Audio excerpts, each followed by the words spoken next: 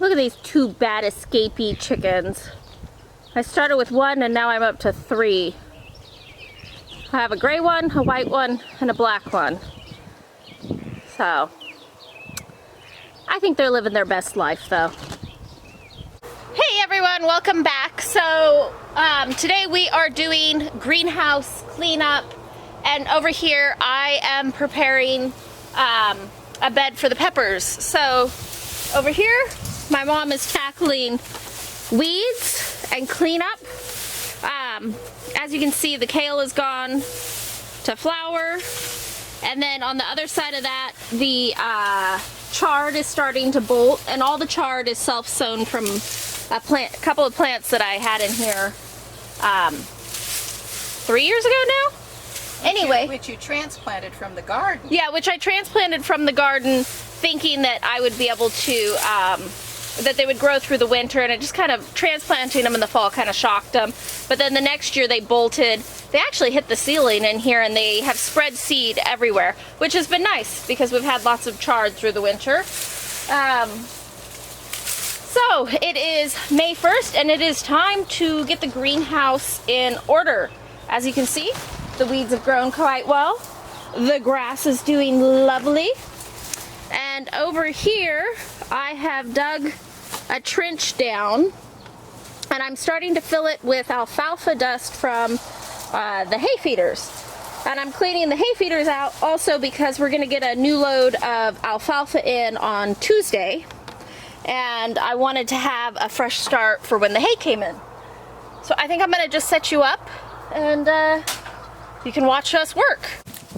Now, in the past, I have grown a couple peppers along here, and then most of it being eggplant, but this year I'm not gonna grow any eggplant.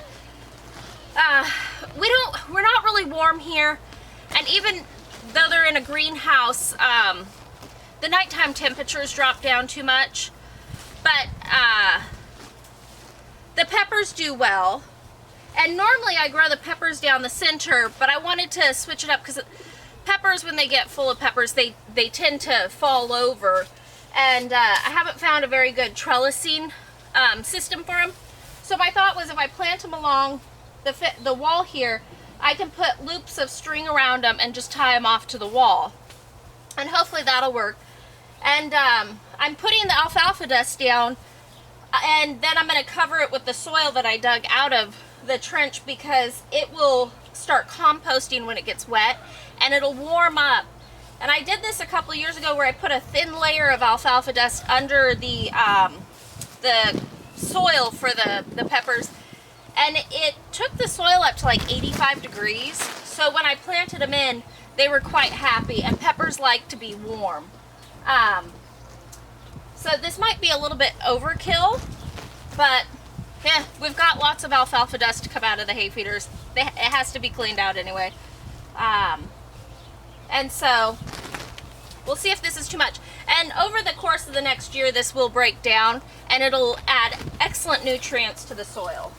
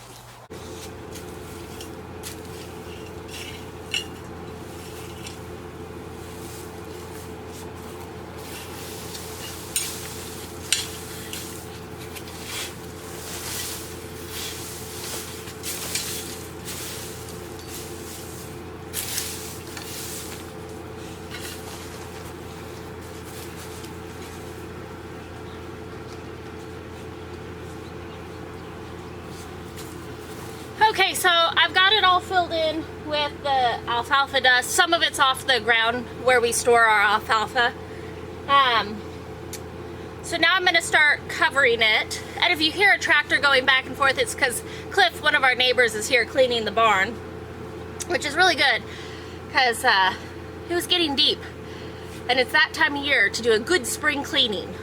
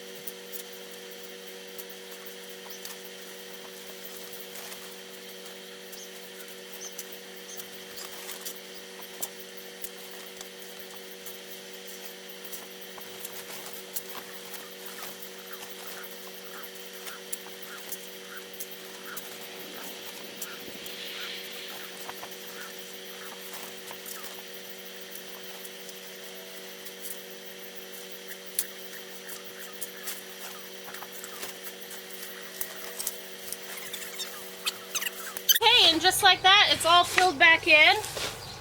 And I think I'll throw a line of leaky hose on there and turn it on and let it start getting wet and composting.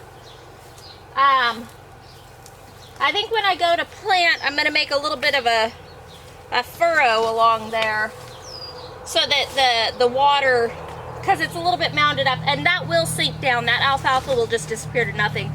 But I think I'm going to run just a little bit of a furrow so that when the leaky hose is watering, the water will just drip down in it and not run off. So that should help. We have a helper here on our hands. I have to put wire up over the doors when I start planting in here to keep the chickens out, because the escapee chickens really like to come in here, scratch around. It's not so much that they eat the plants as that they scratch them up and destroy them that way. Okay, so I wish you guys could smell it in here, minus the like barn bedding that's going by every little bit. We have an apple tree that's blooming that smells fabulous, but then my mom's clearing the lemongrass that I grew last year. I planted it too close together so that the stalks didn't get very big and that I didn't get it harvested in time, because I was wanting to freeze it and save it for the winter and dry it and do different things with it, but and then I was hoping it would overwinter, but it got too cold earlier this winter and killed it, so it's being moved out of here. But even though it's like completely dead brown, it still smells like lemongrass and it smells amazing. So I think that the next thing we're going to start doing is get in here and start pulling and clearing the weeds out of the center here. And I have dock, which I'll have to use a shovel on because it's too hard to pull. It has a long tap root. There's some thistles. We have blackberries sprouting. And of course the morning glory, but I think we're going to try pulling the grass. If it comes up easy enough, we'll pull it and give it to the chickens. And if it's too hard to pull, then I'm going to go through here and weed eat it down short. And then I'll get some compost, barn bedding, something to just put on top of it and smother it. Or who knows, maybe I'll just keep it weed eated and let it be a nice little grassy path. You know how there's people who like have gardening methods that they stick to, like no dig or this or that? Yeah, no, we just kind of fly by the seat of our pants. That's how we go about gardening.